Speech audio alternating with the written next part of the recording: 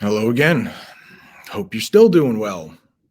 All right, let's talk about the essay here.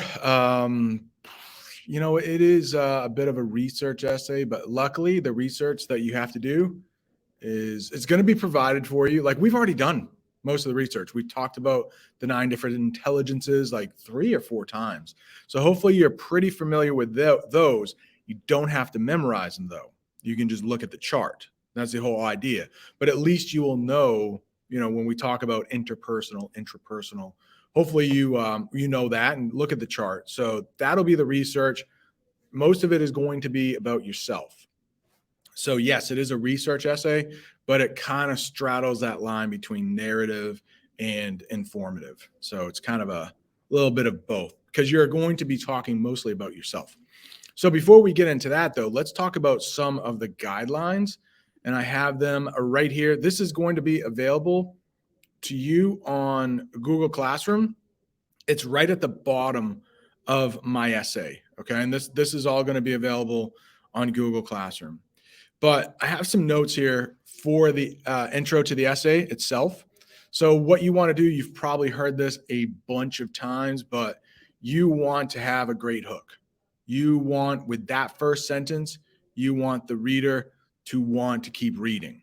And we're going to talk about a couple different ways you can do that, but that is so important. And anything you do, YouTube is on my mind right now, but like you need to hook that audience within the first 5-10 seconds. Seriously. Same with a YouTube video, same with an essay, no different. So let's talk about some things that you could do.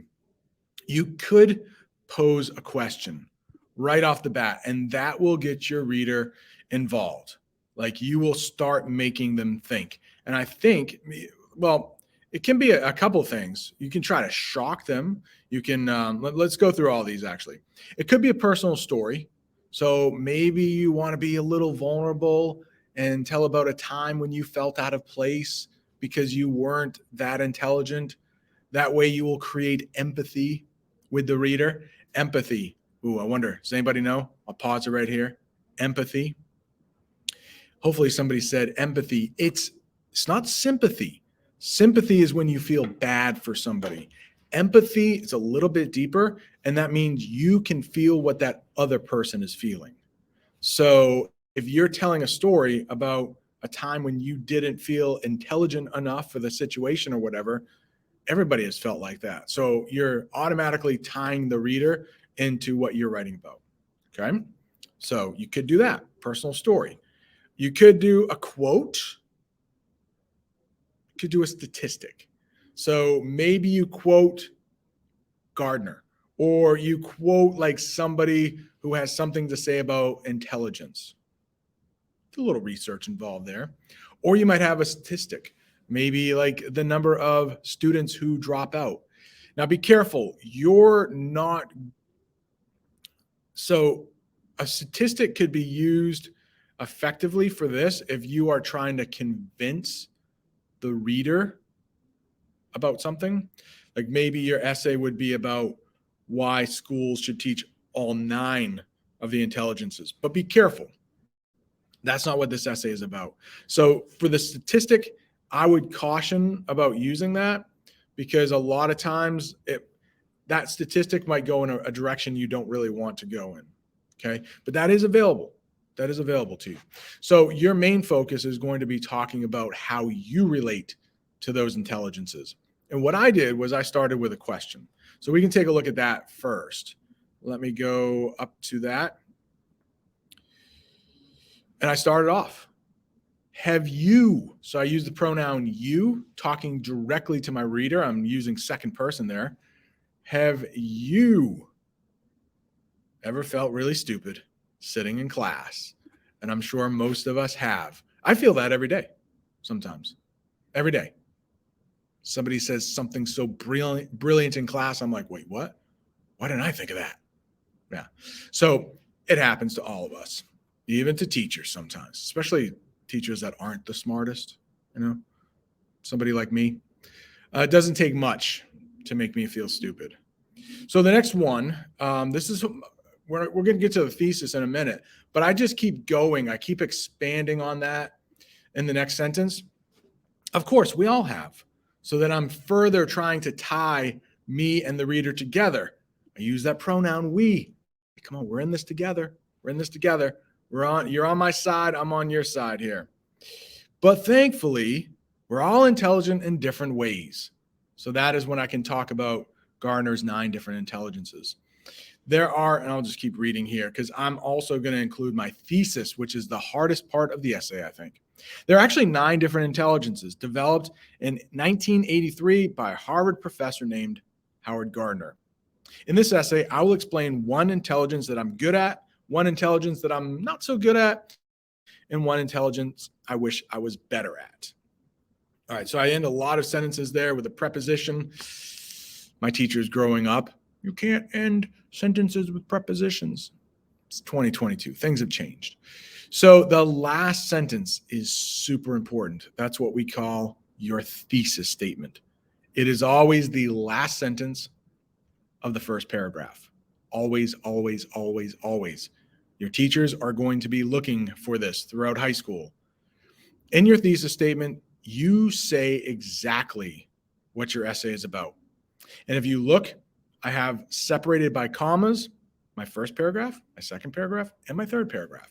So let's take another look at that. I'm going to only highlight the thesis. Like, boom. I mean, this is nothing fancy here at all. This is literally what I'm talking about in my essay. In this essay, I will explain one intelligence that I'm good at. That's the first paragraph. One intelligence that I'm not so good at, and one intelligence that I wish I was better at. So that's what makes the intro kind of the hardest part of the essay, because it's going to plan out your entire essay. But if you do it correctly, then you don't have to worry about too much throughout, because you will have a really well organized essay. It's coming up with that thesis statement. All right, what's my first paragraph going to be about? What's my second paragraph going to be about? What's my third paragraph going to be about? And once you have that, once you have the main ideas of those 3 paragraphs, you more or less have your thesis statement. First, talk about, like, it has to be in order for that thesis statement. In this essay, I will talk about, boom, paragraph 1. What's that about? Paragraph 2, paragraph 3. Okay. All right, let's get back to these guidelines down here. A couple more things to say about this. Thesis statement is a summary of the entire essay. It is always the last sentence of your introduction. Always, always, always, always. Throughout the year, I've always said, math and English, ELA class, whatever you want to call it, they're like almost the opposite. With math class, there's usually only one answer. With English class, there are usually multiple answers, except here, right? This is the formula for writing a 5-paragraph essay is a lot like math. There's literally one way to do it.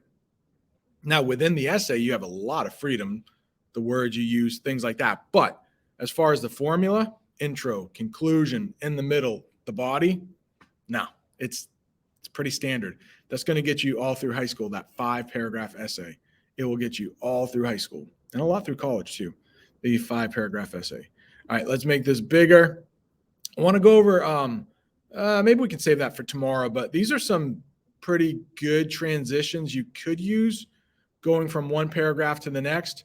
But why don't we save that for later so that you can have enough time to start your paragraph. Hey, maybe today, I don't know, is brainstorming.